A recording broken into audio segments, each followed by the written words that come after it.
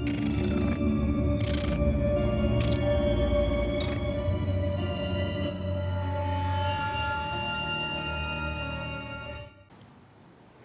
it's Jim with Hawthorne Manor. So today's video is about concealing speakers. I'm going to use my entrance columns and sign as our example for today. Insert photo/video here. Alright, so what we've done is I've simply cut a round hole out in the front of the column, and from the inside I have glued this sandpaper. It is drywall sandpaper, and as you can see it's actually kind of a mesh. So what this will do is keep pokey fingers out of the way. Alright, so let's go around to the back and see what I've done here. Alright. Now, these foam boards really don't like tiny screws driven into them. So what I've done here is I've made a door, but I've glued these hinges in place. And I just simply cut out a square, and again, glued the hinges, painted over them. Now, on the inside, I put this piece here so that the door doesn't close inward. And from the inside you can see the hole that I talked about earlier with the sandpaper. Now I put a little shelf down here. It spans all the way across. Very simple idea. Now what I've done here, let's see if I can get you to see back there. Okay, that is a speaker wire, and I have those terminal connectors. These are great to have. You need to have a bunch of these. Now, what it does, the speaker wire runs up through the top, and there's another connector up at the top. Now, when I put the sign up at the top of the pillar, it bolts to it. You see, I've got another connector. And it runs all the way across over to the other side where there's another connector.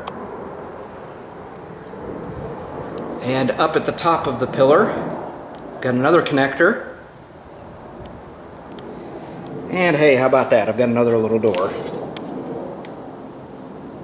The same setup here. And you can see there is the connector for the other speaker. So what we're going to do is, over on the other side, put the main speaker, the powered speaker, the source, a CD player or MP3 player, and the wires will all connect up so that I can put another speaker over here on the other side. Alright, so let's talk about speakers.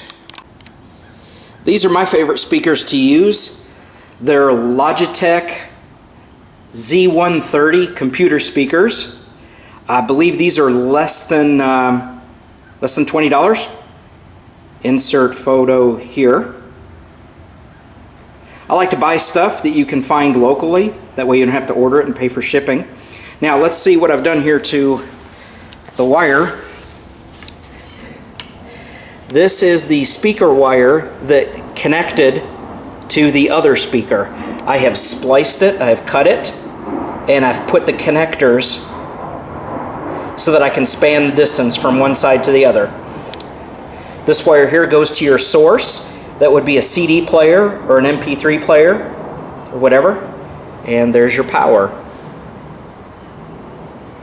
I didn't mention earlier, but back in there I do have an extension cord that I could plug this all in.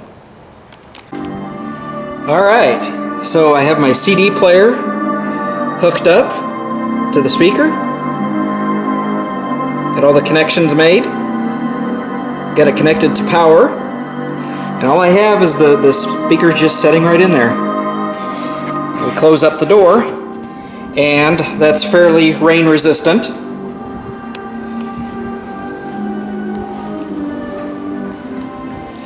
and it adds a really, really cool sound to the entrance.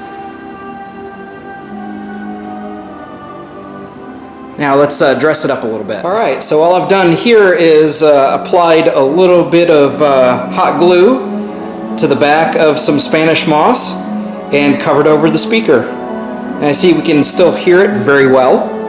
Now what this is going to do, two things, very important.